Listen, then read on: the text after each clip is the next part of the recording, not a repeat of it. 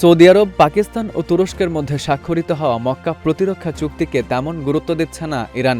দেশটির পররাষ্ট্র মন্ত্রণালয়ের মুখপাত্র ইসমাইল বাঘেই বলেছেন, এই চুক্তি ইরানকে লক্ষ্য করে করা হয়েছে এমন আশঙ্কার কোনো কারণ তারা দেখছেন না।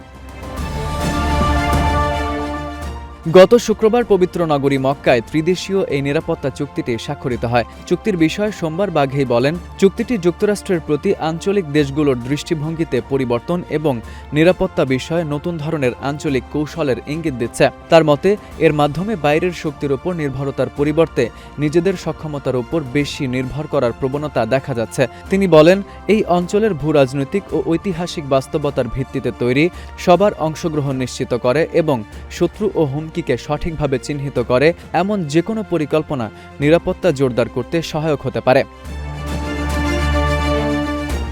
সৌদি আরবের সঙ্গে ইরানের সম্পর্ক দীর্ঘদিন ধরেই উত্তেজনাপূর্ণ হলেও তুরস্ক ও পাকিস্তানের সঙ্গে তেহরানের তুলনামূলক ভালো সম্পর্ক রয়েছে। হরমুজ প্রণালী নিয়ে যুক্তরাষ্ট্র ও ইরানের দীর্ঘ সংঘাতের মধ্যে পাকিস্তান গুরুত্বপূর্ণ মধ্যস্থতাকারীর ভূমিকা পালন করছে। অন্যদিকে সৌদির ভূখণ্ডে থাকা মার্কিন সামরিক স্থাপনাগুলো লক্ষ্য করে ইরান পাল্টা হামলা চালিয়েছে।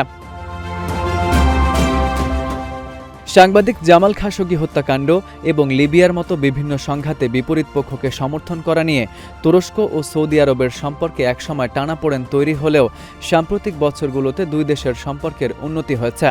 অন্যদিকে পাকিস্তান দীর্ঘদিন ধরে সৌদি সরকারের গুরুত্বপূর্ণ সামরিক সহযোগী।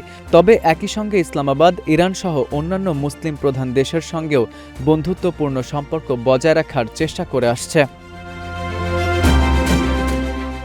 ইরান এই চুক্তিকে গুরুত্ব না দিলেও অনেক বিশ্লেষক মনে করছেন, এই জোটের মূল লক্ষ্য হল ইরানকে মোকাবিলা করা। FU Ahmed, Ittefaq news.